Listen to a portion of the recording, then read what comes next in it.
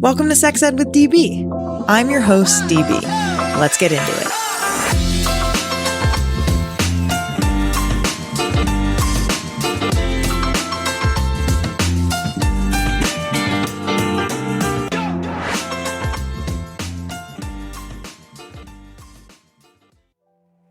Magic Wand's story begins in 1968, a full year before we landed on the moon and about 6 months before bell-bottoms were trendy the first time. This is when the Magic Wand, the original personal massager, was first introduced, and I am so glad it was. No one expected that this unassuming device would soon become one of the world's most recognizable products. The Magic Wand Original exemplifies the phrase icon, and now it shares the spotlight with 3 equally impressive models: Magic Wand Plus, a corded variable speed massager; Magic Wand Rechargeable, a cordless multifunction device; and the first ever Magic Wand Mini, a new, compact, adorable, rechargeable massager. Every product that bears the Magic Wand name features the legendary power and historic pleasure that took the world by storm more than half a century ago. My personal favorite Magic Wand is the original. They sell millions every year, and for good reason. It's powerful and brings so much pleasure in all the right places. Want to get a discount on this amazing powerhouse? Go to sexedwithdb.com/magicwand to learn more. I'm about to get personal here, so listen up. I'm going to tell you a fun fact about me that you definitely didn't know. The lube that I use most consistently is Uberlube.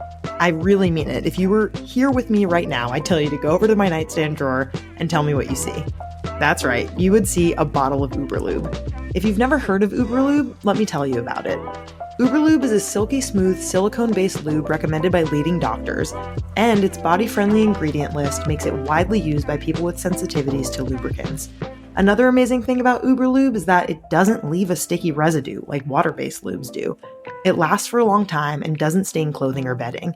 I have 3 bottles of Uberlube on my bedside table right now, ready when I need it. If you're someone who wants to feel more pleasure in the bedroom, use code SEXEDWITHDB for 15% off at Uberlube.com. Trust me, it's amazing.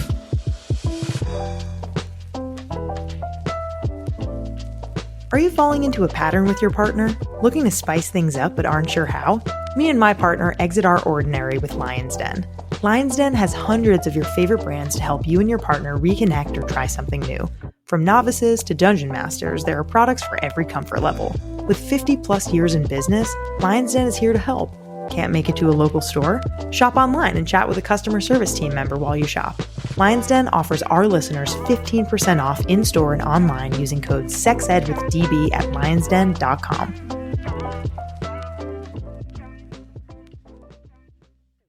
Ever feel like the wellness landscape is missing something and that conversations are very one-size-fits-all? And that the conversations don't necessarily apply to your experiences? Hi, I'm Dr. Cassandra Dunbar, the host of the Be Well Sis podcast. Be Well Sis explores everything from hormonal health to aging to relationships and everything in between. The Be Well Sis podcast is your home for insightful conversations with incredibly inspiring women from all walks of life. Join us every week and tune into an episode that is crafted to help you thrive physically, mentally, emotionally, and spiritually. The Be Well Sis podcast is available wherever you get your podcasts. Be Well Sis. Welcome back to another episode of the podcast. I am so excited about today's guest.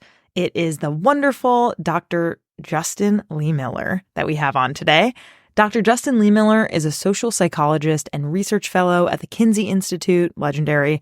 He runs the Sex and Psychology blog and podcast, which I have been on. If you have missed my episode of the Sex and Psychology podcast, I highly recommend after this episode you go and listen to it. I was actually on 2 different episodes. He is such a great interviewer, and I just love chatting with him, and so highly recommend that. He is also the author of the popular book, Tell Me What You Want: The Science of Sexual Desire and How It Can Help You Improve Your Sex Life. Dr. Lehmiller is an award-winning educator and prolific researcher who has published more than 50 academic works, including a textbook titled The Psychology of Human Sexuality that is used in college classrooms around the world. So fucking cool to get to know him and interview him. And in this episode, we talk all about the potential of sexting, the most popular and most surprising sexual fantasies, and how sexual fantasies can help strengthen relationships. I really, really enjoyed this episode. I'm sure you will too. He is so smart and so interesting, and this is just fire content, so I can't wait for you to hear it. Here I am with Dr. Justin Lehmiller. Hello, Justin. How's it going today? Great. Hi, DB. Thanks for having me here. Absolutely honored to have you on the pod. I had such a great time on your podcast when I was on many months ago, it seems, but who knows what is time. But I'm really, really glad to have you on today to talk all about your book and all about your research. And yeah, you're just a fucking baller, if I may. And so I'm excited to interview you and talk to you. But first and foremost, we have to do the quick and dirty, which are 3 get to know you questions. I will also answer them. I have not seen these before. And so I'm excited to hear from you some of your thoughts and feelings on these. But number 1, sexting, overrated or underrated? What do you think? I mean, I guess I would say based on kind of like the media discourse that's out there about sexting, I would say it's probably underrated because we hear so much about it that frames it as, this risky thing and bad things that can happen as a result of it. And, certainly there are context situations in which that can be true, but I think a lot of people don't realize the full potential of sexting because they might have pretty narrow ideas about what it is or what it can be and how it can be used in a relationship. And I think if you use it in the right way, a way that works for you and your partner or partners, depending on your situation, it can be a great way to connect, to have deeper conversations, to flirt, to build up anticipation for sex. So yeah, I think it's probably underrated.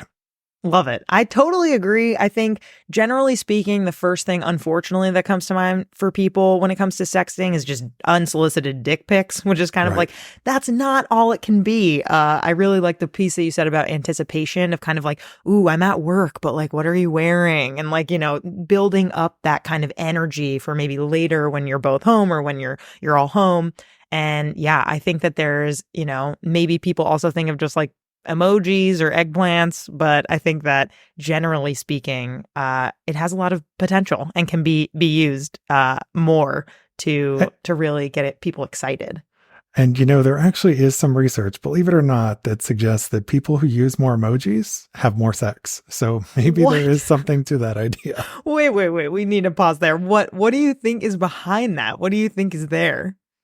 Well, what we think might be going on is that people who use more emojis might just be more emotionally expressive in general, and the emojis might be adding more character or nuance or depth to the text messages, because we know that when you're communicating with people online, that it's very easy for things to be misinterpreted, and sometimes adding an emoji can kind of clarify what the intent or feel is behind that message. So maybe that's what's going on.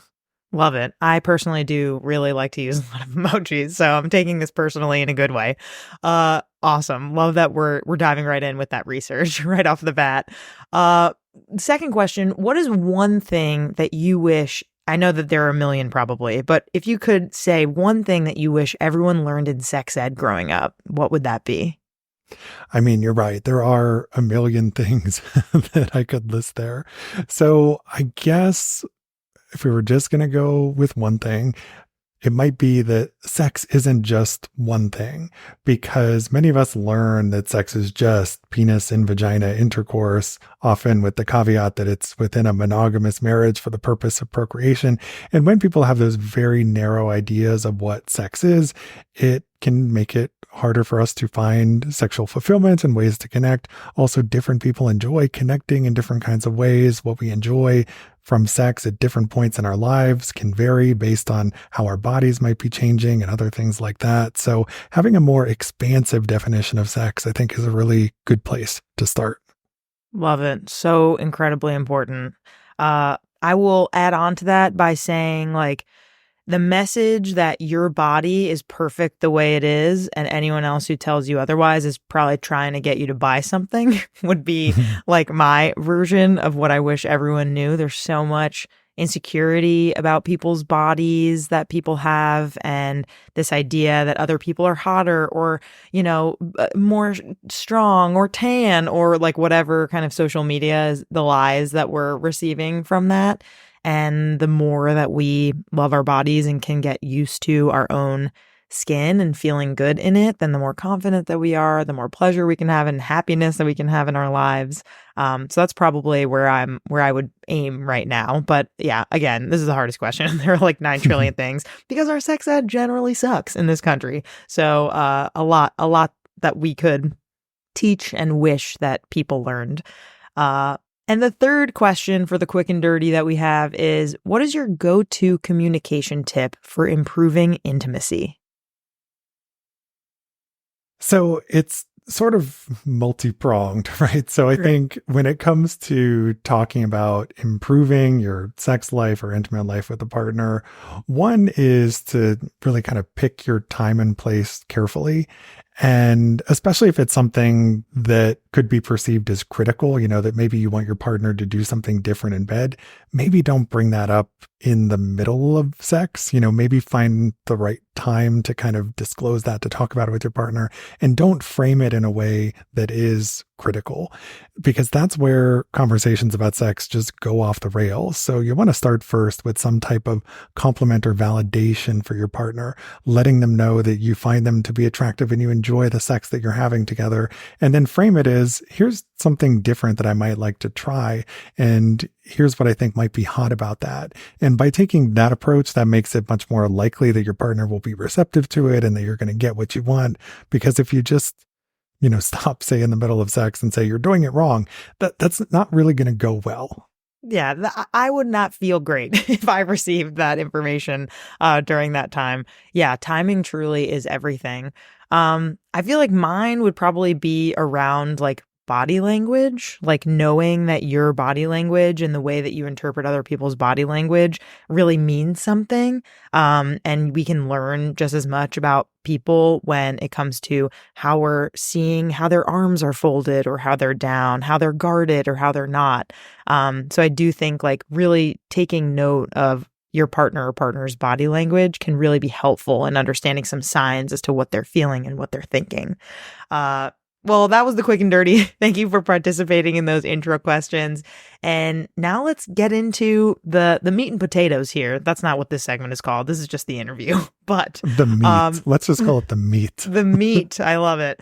Let's talk about your research in your book. So you dove into a lot of fascinating research on sexual fantasies for your book, Tell Me What You Want. Very hot title, by the way. The Science of Sexual Desire, right? So in doing this research, I wonder, have you ever stumbled upon a story or a case study that really like completely caught you off guard, even as a really, vet researcher? Like, is there something that you didn't expect to find at all, but maybe something that ended up really revealing something profound about human sexuality that sticks with you?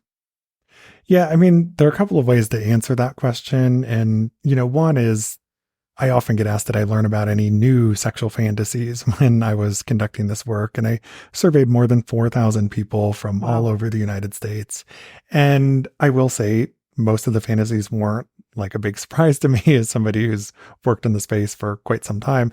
But there was one fantasy that I always go to that was new to me that I had just never heard of before. And that was the human cow fantasy, or Hugh cow for short, right?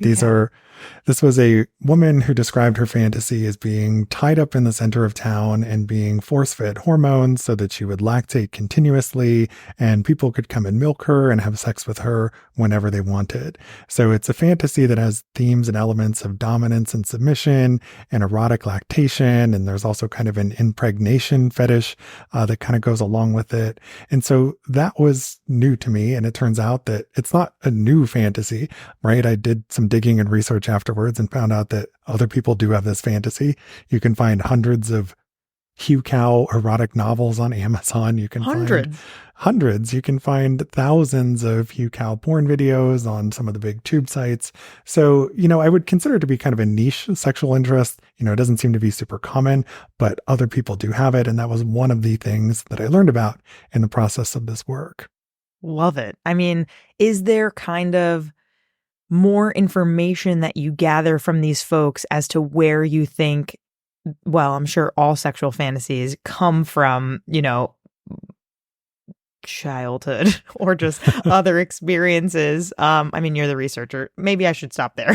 Where do fantasies come from for people? And like, are these common themes just kind of further proof that we are more similar than we are different?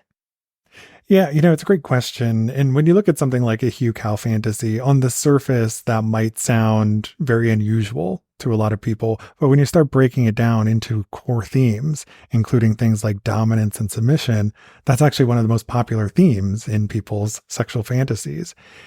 One of the big things people get turned on by is this idea of some kind of consensual power exchange and taking on different roles, whether that's being more dominant than you are in reality or more submissive, or maybe it's switching back and forth between different roles. And in our fantasies, we often just get very creative in the way that we express this. And so in the case of something like a hue cow fantasy, it doesn't necessarily mean that somebody literally wants to become a cow, right? It might reflect this deeper theme or desire for consensual power exchange.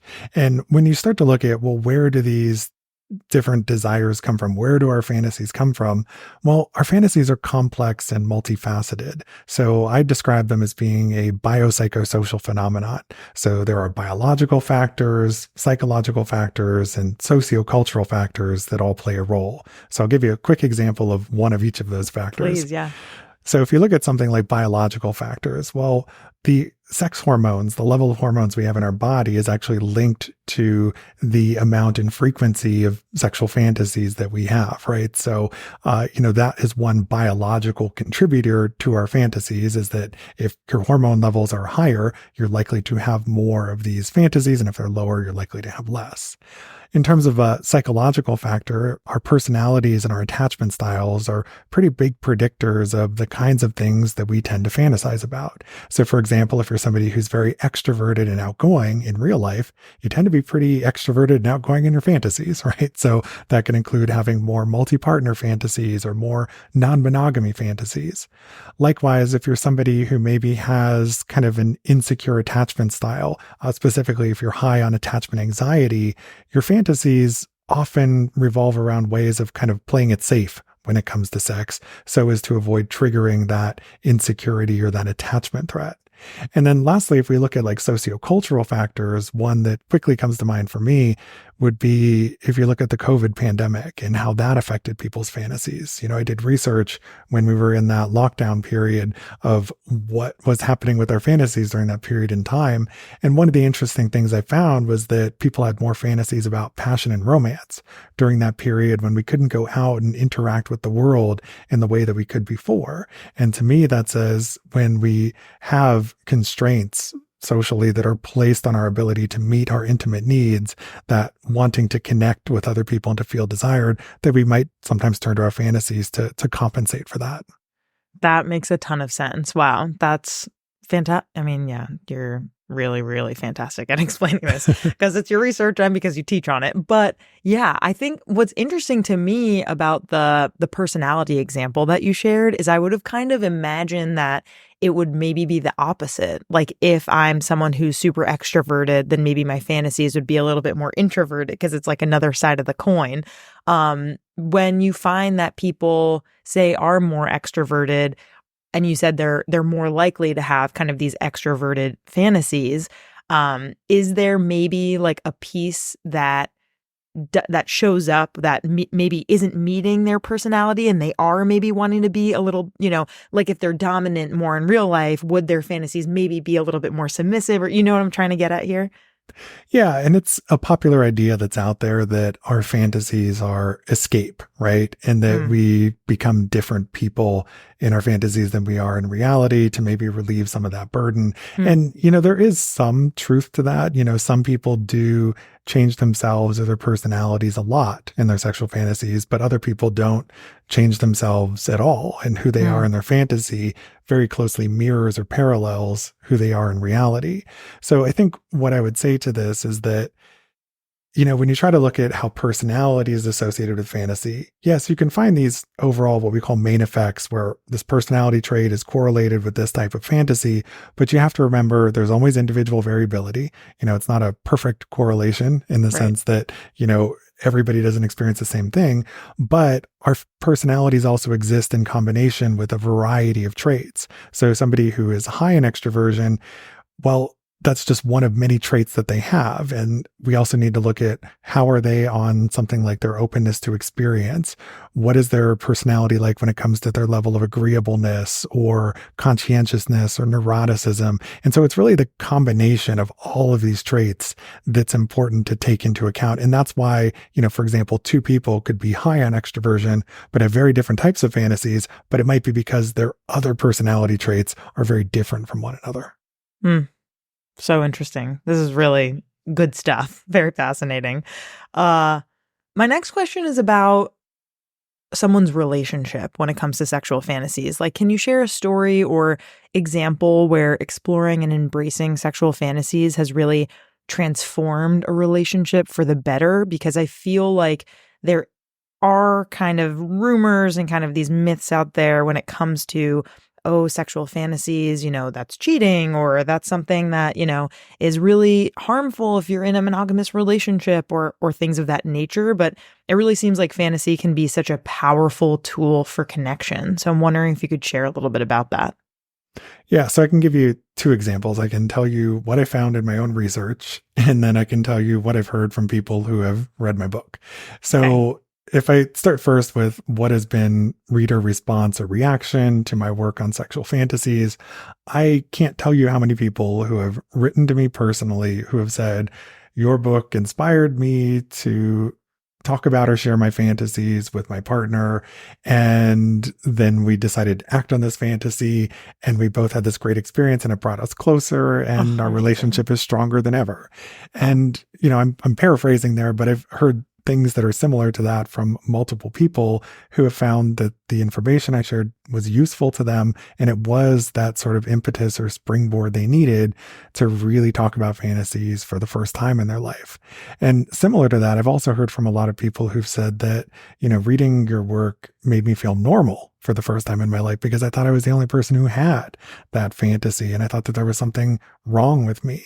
And so, something that a lot of people don't realize is that literally 80 to 90% of sexual problems can be solved with sex education, because so much of our anxiety, insecurity, so many of our difficulties when it comes to sex just stem from not knowing what is normal about our own bodies or about sex or how to approach it, or just having some myths or misconceptions that we're holding that are harmful.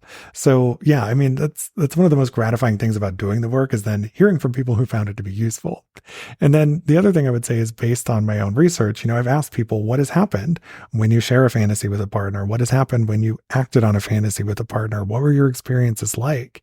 And for the most part, people report positive experiences. That's not to say that everyone has a positive experience, but when it comes to sharing a fantasy with a partner, by and large, like 3/4 or so of people I've surveyed say that it improved their relationship, it brought them closer, it helped them to develop more trust and intimacy in their relationship. And if you look at acting on a fantasy, it's still a majority who say similar things, but it's lower.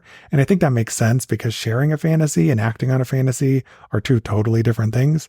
Sharing a fantasy is self-disclosure. It can be a form of dirty talk. That's one thing.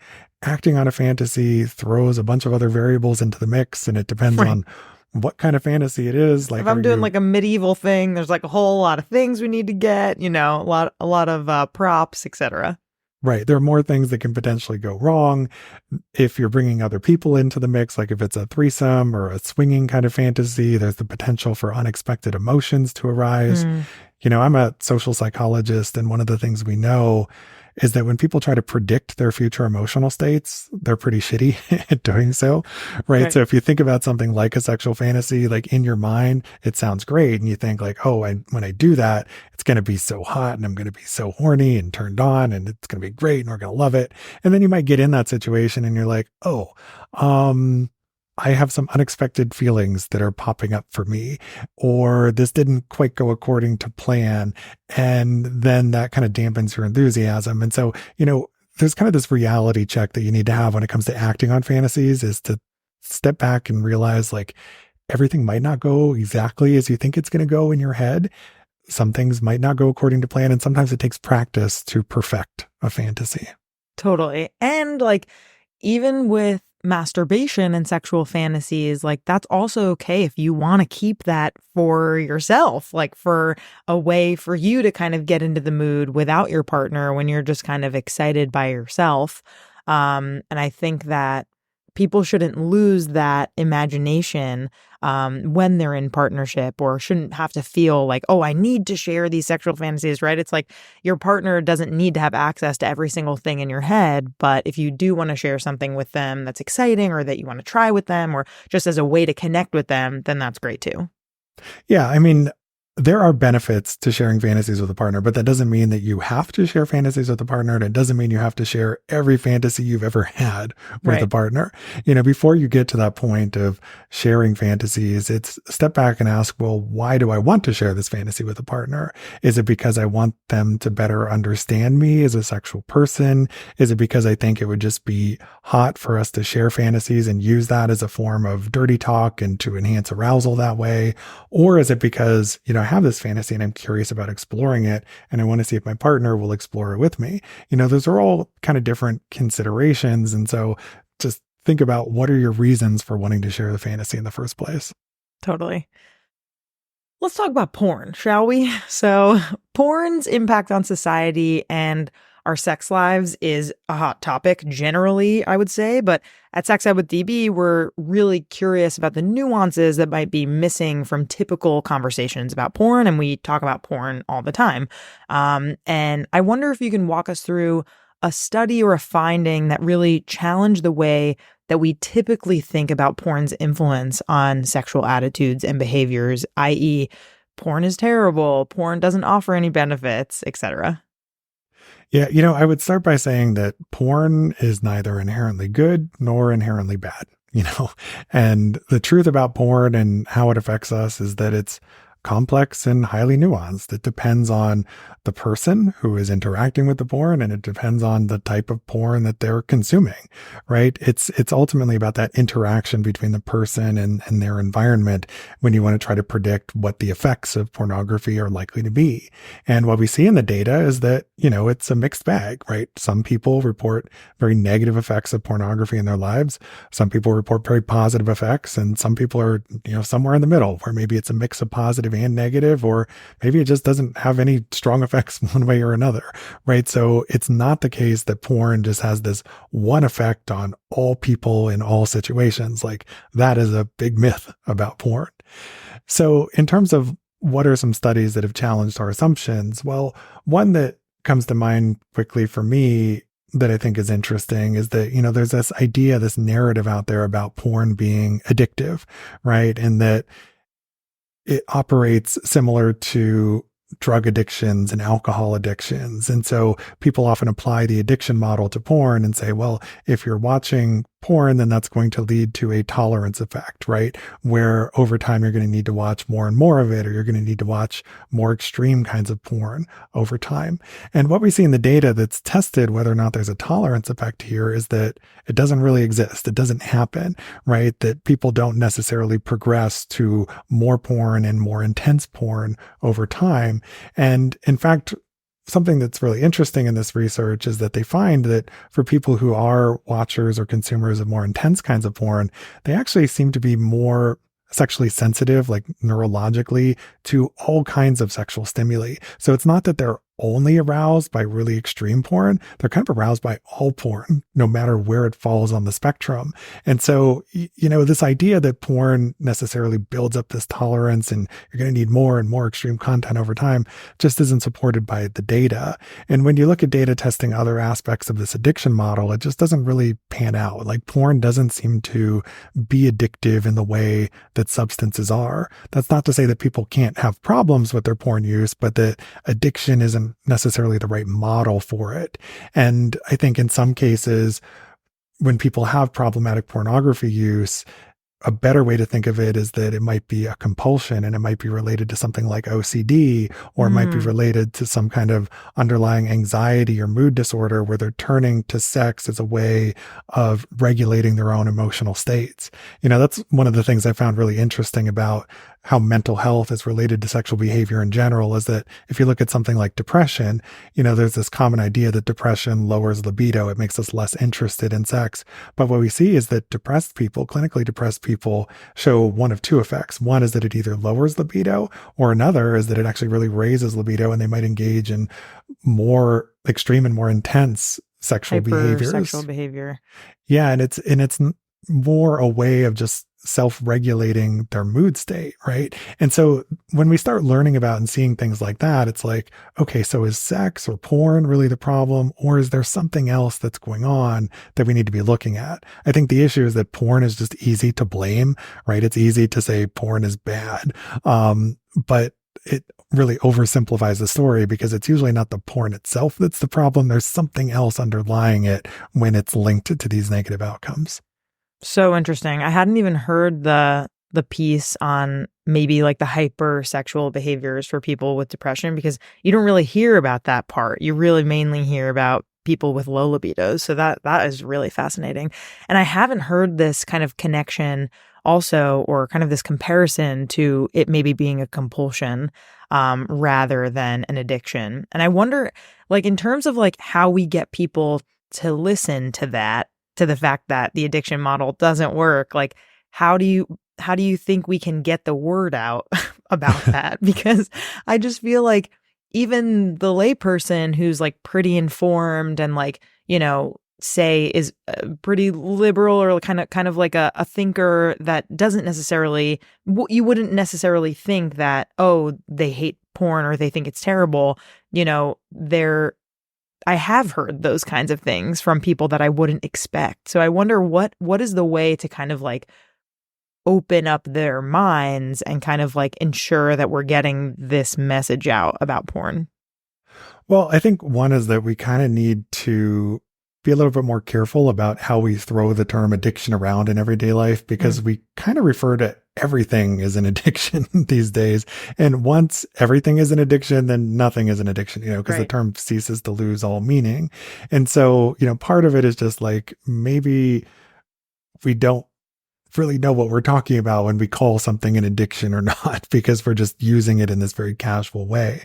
But something that I think is a good and helpful point for framing discussions around pornography addiction is that if you look in studies where people are self-described porn addicts and you look at the average amount of time that they spend per week watching porn, some studies have found that it's 15 minutes per week of porn exposure, right?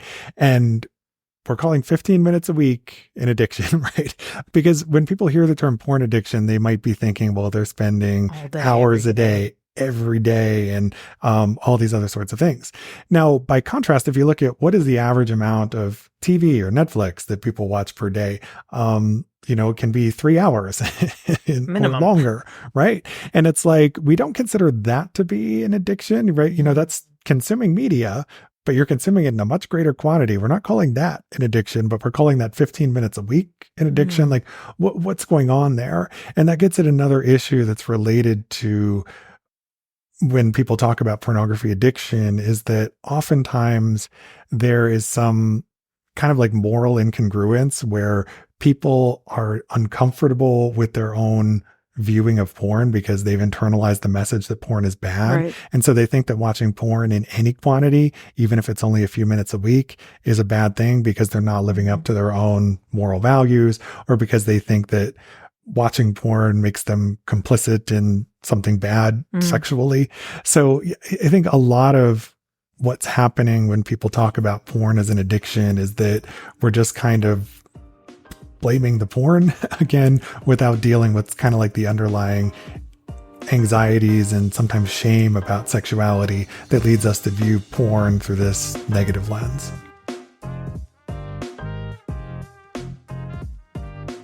Here are my top 3 favorite things I love about Uberlube. Number 1, Uberlube makes sex feel a lot more pleasurable. It's as simple yet as powerful as that. Number 2, Uberlube is recommended by leading doctors, and its body-friendly ingredient list is widely used by people with sensitivities to lubricants. And number 3, Uberlube will not stain clothing or bedding. Any spills can be easily cleaned with detergent and water. Get your bottle of Uberlube now with code SEXEDWITHDB for 15% off at uberlube.com.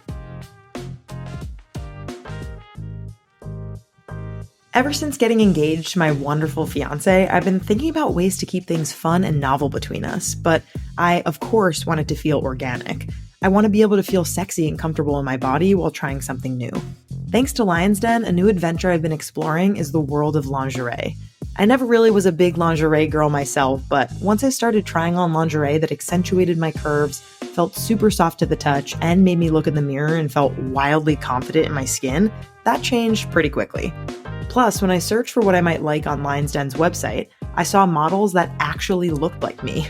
They were curvy and thick and voluptuous, and it made all the difference to see models that have my body type. Want to join me in my new lingerie chapter? Right now, you can use code SEXED with DB for 15% off your purchase in-store and online at lionsden.com. Follow them on social media at Lions Den Adult on IG and TikTok for exclusive offers, deals, and giveaways. I'm a feminist, but...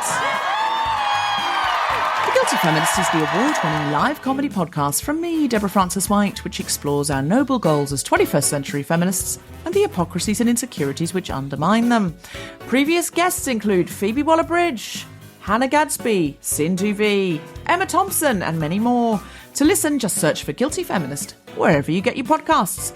And to get tickets for the live show, go to guiltyfeminist.com. Okay, so you said, you're a social psychologist, and your research really sits at the intersection of these two things, right, of psychology and sexuality. And I'm wondering if you can talk a little bit about like a time or like a story or an example where a psychological theory or concept really shed some unexpected light on human sexual behavior that you find really fascinating or think is really interesting. So in thinking about how to answer this question, right? When I'm thinking about psychological theories and the insights that they lead us to, they're often insights that are predictable on the basis of that theory. And so usually when we're testing theory, we're finding things that confirm it. And the things that have been most surprising in terms of like uncovering new insights into human sexuality, in my view, haven't necessarily been from testing a theory. They've been from simply asking a question for the first time and gathering data. Because I think that's what tends to surprise us most often, is because we all have these ideas about sex and what other people are doing. But unless we actually have the data to say what they're doing, then, we don't really know what the truth is. So I'll give you a couple of quick examples of how just asking the question is sometimes the most surprising thing. So if you look at Alfred Kinsey's work in the 1940s and 50s, at that time, societal attitudes towards sex were pretty negative, right? And the idea was that sex should only happen within marriage for the purpose of making babies, right? And you shouldn't be gay, and, you shouldn't be doing anything other than just having sex for procreation. But when Kinsey conducted his research, he found that, actually lots of people have same-sex attraction and are engaging in same-sex behavior. Women are masturbating. Gasp. It's like finding all of these things, right? And, it was actually Kinsey's research about women that created the real political firestorm, because it was one thing for him to say, men are having sex outside of marriage and visiting sex workers. But when you say women are masturbating and having lesbian experiences, that was something that was just totally different. So, that was one case where just asking the questions just sent these shockwaves off. Now, if you jump ahead in time to the 1990s, that was when we got our first ever nationally representative survey of sexual behavior in the US. Kinsey's work was not nationally representative. He could only interview the people that he could find who were willing to talk about sex in the 40s and 50s, so it was limited in some ways. But in the 90s, the US government was going to give money to do this nationally representative sex survey for the first time, and kind of at the last minute, US Congress pulled the funding for it because they were afraid that when they did this sex study in the 90s, that they were going to find even more depraved, if you will, results than what Kinsey found, and that we're all perverts, and, that people were much more hypersexual than we thought that they were. And so they ended up rescinding funding for this. And so the people who were going to do the research had to go to private sources to try to get money so they could still do the work. They ended up doing it on a smaller scale than they wanted, but it was still nationally representative. And what they actually found was that people were actually surprisingly sexually conservative. And they found that estimates of same-sex behavior and gay and lesbian identities were lower than what Kinsey had projected, that people weren't having as much sex as everybody thought that they were. And so, it's funny that, conservatives were so concerned about this sex study happening because they thought that, it was going to be a second coming of like Kinsey's findings, but in reality, it was actually, hey, we're more conservative than people thought. Now, one last data point, if you jump ahead another 30 years to the National Survey of Sexual Health and Behavior, like what are people doing today sexually?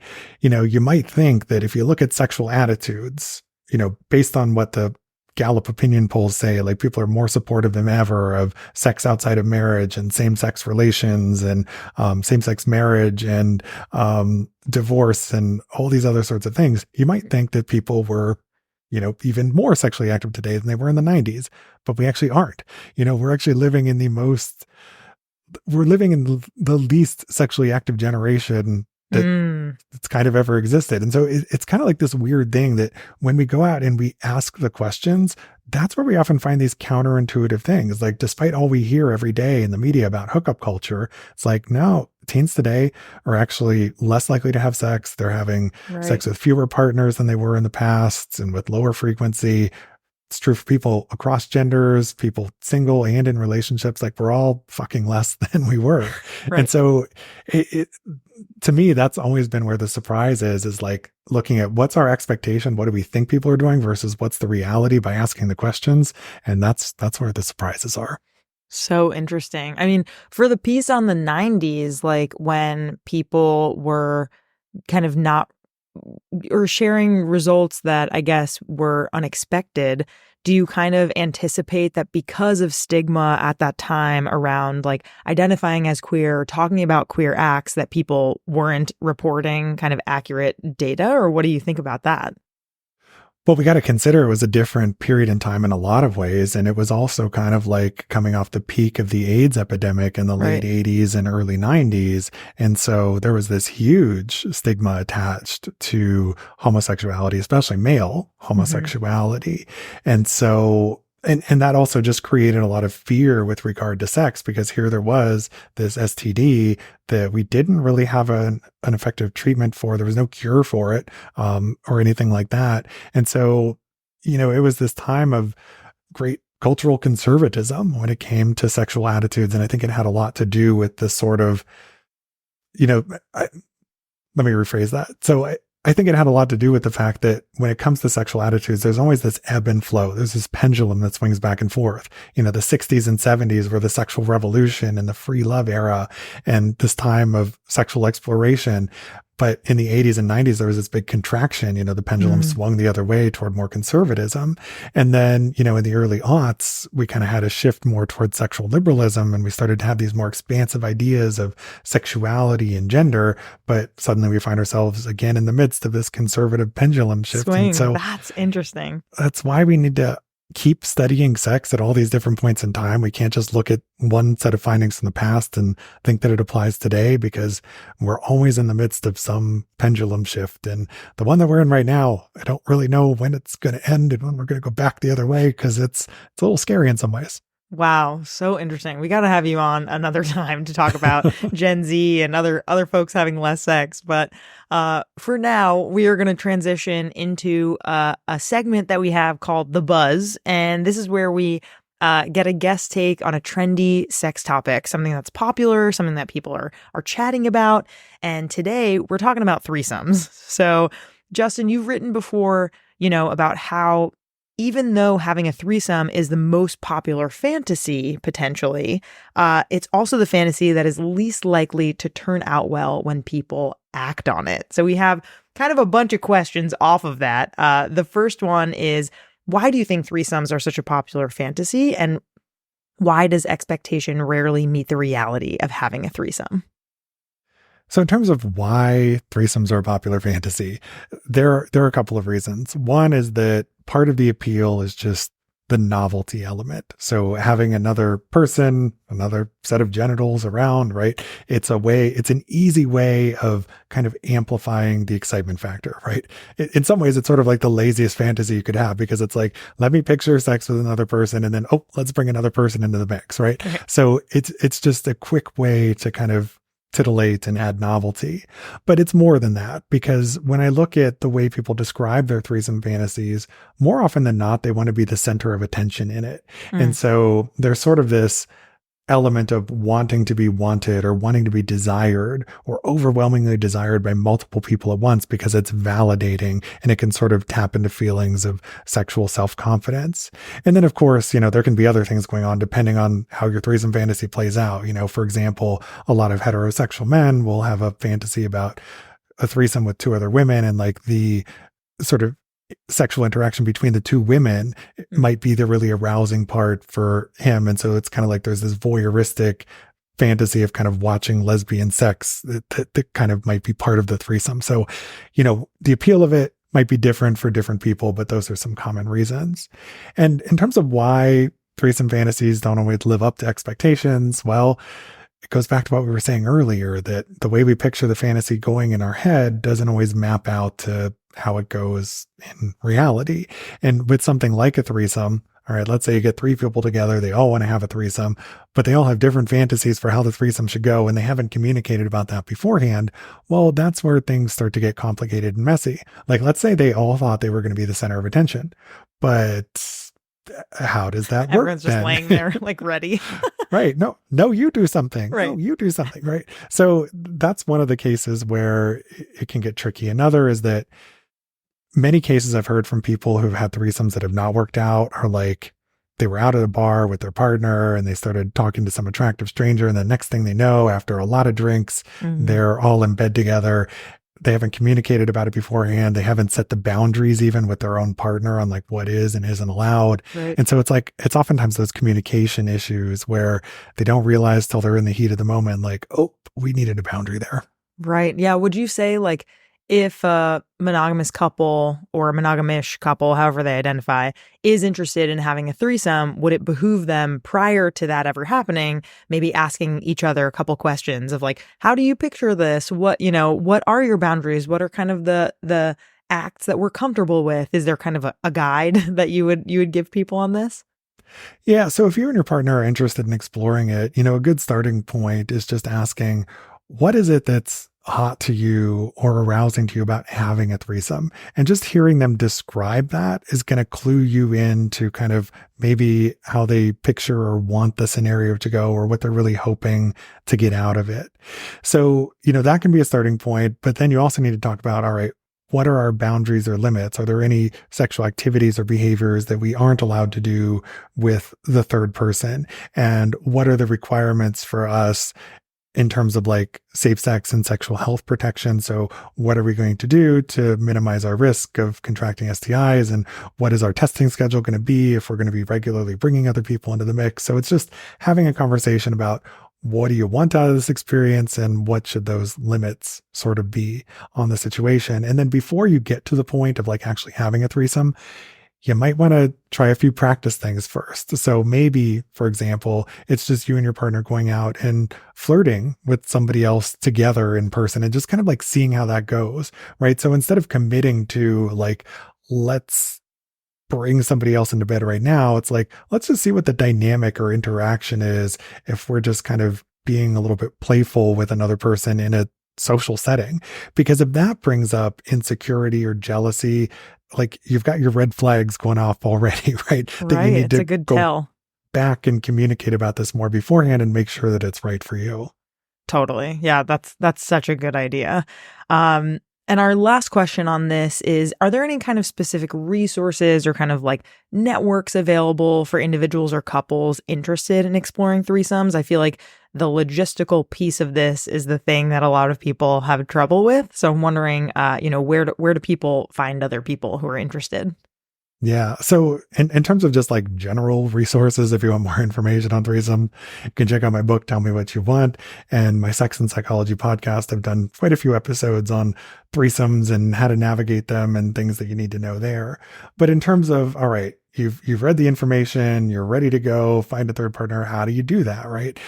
And, maybe it's not just that you're in a couple relationship and you're looking for a third. Maybe you're a single person and you're looking for a couple, or maybe you're just looking for 3 people who can get together. Maybe none of you are in relationships, right? Where do you go? Well, there are a few apps that kind of cater more toward people who are interested in non-monogamy or multi-partner sex. One of them would be a place called Field, Feeld, where you can go and you can express interest in something like a threesome and find like-minded people. Because sometimes if you go to kind of like the mainstream dating sites, like if you're going on Match.com and your profile's like looking for threesome, you might not get a lot of hits. It might not be sort of the right place for that. You might need to go toward a more sex positive community where it kind of selects for an audience or crowd of people who are more open-minded and more sex positive in that way. So yeah, maybe try some different kinds of dating apps. Threesomes can also happen in person. Sometimes they happen organically. They can happen between friends, right? So it kind of depends on your own sort of friendship network and circle. But so they don't just have to be facilitated online, but maybe it's something else. If you're going out and meeting the right people, that can kind of happen too. Thank you so much for talking with me about threesomes. That's amazing. I love hearing all this information, and yeah, love to hear how it kind of relates to people's fantasies and how it actually plays out in real life, which could be 2 different things.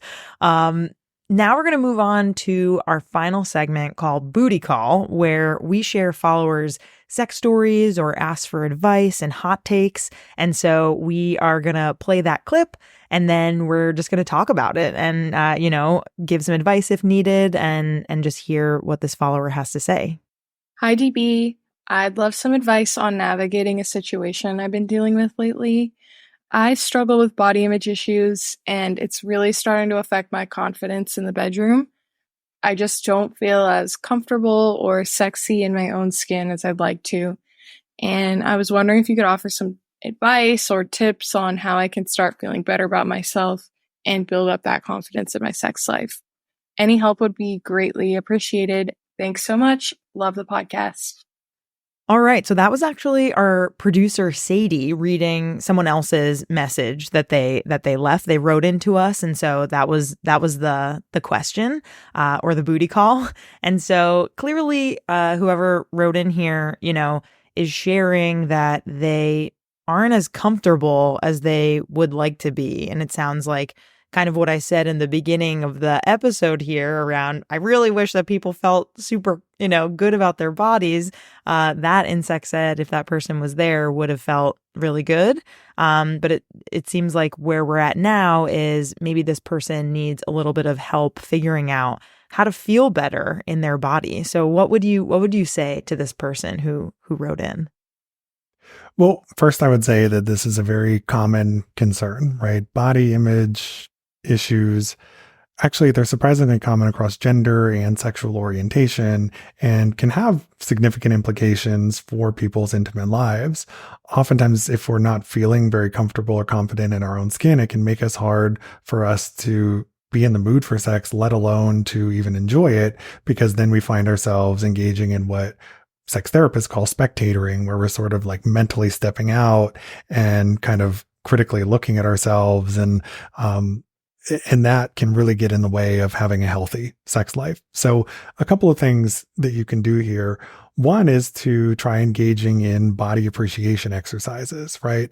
So sometimes it's just a matter of finding a way to just get more comfortable and confident in our own skin. And there are lots of ways that you can do this. One of the most commonly recommended ways is you just start by spending a few minutes in front of a mirror every day naked, and you're just looking at one thing you can find on your body that you like or appreciate, and focusing on that. And then it kind of expands and goes from there. And it can be anything as small as you want. Maybe you love your eyebrows. Maybe you love, this little mole or freckle or something that you have on your side. It doesn't have to be any, it doesn't have to be like right away, like start with loving and appreciating your entire body, right?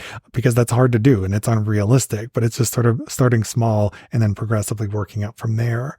Another thing is maybe it's asking yourself, well, have I always had this anxiety or concern about my body, or is this something new? And what might it be that's going on here? So, for example, sometimes maybe when we're younger, we didn't have many body image concerns, but we developed them later in life as our bodies changed or as something happened to our bodies along the way. And, it's going to be different for different people, and we can't always change some of the things back to the way that they were before, right? And so, but then that still gets to this question or issue of maybe body appreciation can be a way of sort of working through that. So what is it that you're uncomfortable with? Why? And how can we focus on just sort of learning to love ourselves as we are? Again, it's much easier said than done. Right. And sometimes, in some cases, it really works best in conjunction with a sex therapist who can kind of help us to work through and unpack some of the complex issues that might be going on behind it, because sometimes there might be deeper issues that are going on here as well. Absolutely. I love this advice. The mirror thing is exactly what I was going to say. I think like that is a tangible thing that someone can do to really recognize that it takes practice to really love ourselves and to say those things out loud and to talk about them if you have a partner or partners. I think that really understanding that practice eventually leads to potentially you believing that, even if it's really hard for you to believe that, it's really important. So nobody, is perfect, and everybody at one point in time has had one thing or many things that they don't like about their body. But today's a great day to start practicing loving yourself and to really recognize all the wonderful things about you. If there's one thing that I can also add to that, it's to also learn how to accept compliments from other people, right? Because when we have body image anxiety, oftentimes we'll just totally dismiss nice things that other people might say to us about our appearance because we attribute them to, maybe they were just being nice, or maybe they're lying. And so then we don't even get the benefit of feeling that compliment. And, something that might be helpful in some cases is when you get these compliments, maybe it's even sort of writing them down or keeping a record of them, that you have something that you can go back to and say, this person said this nice thing about, the way I look. And like, this is the proof, like the validation. Maybe my perception doesn't line up with the way that other people see me. There was a point in my own life where I kind of like went through some body image issues, and it was actually literally this thing of kind of like keeping this log of like things people said to me. Compliment note. I know it was sort of like that, and it sounds stupid, and like I think it's great. Some people might think it sounds desperate, dumb, whatever, but for me it worked because it was like, hey, I really had a hard time taking or accepting compliments from other people, and once I had enough data, I was like, all right, all of these people can't be conspiring against me to lie to make me feel good. Like, it's just not possible. Totally. And that was sort of the turning point for me, that it was like, okay, maybe they're seeing something that I'm not. And that kind of helped me have that sort of shift in appreciating my own appearance. Love it. I love this compliment note idea. This is so wonderful. You are so fucking cool. I'm really, really honored to have you on the podcast, Justin. So thank you so, so much for joining us. And yeah, you rock. So thank you. Well, thanks for having me.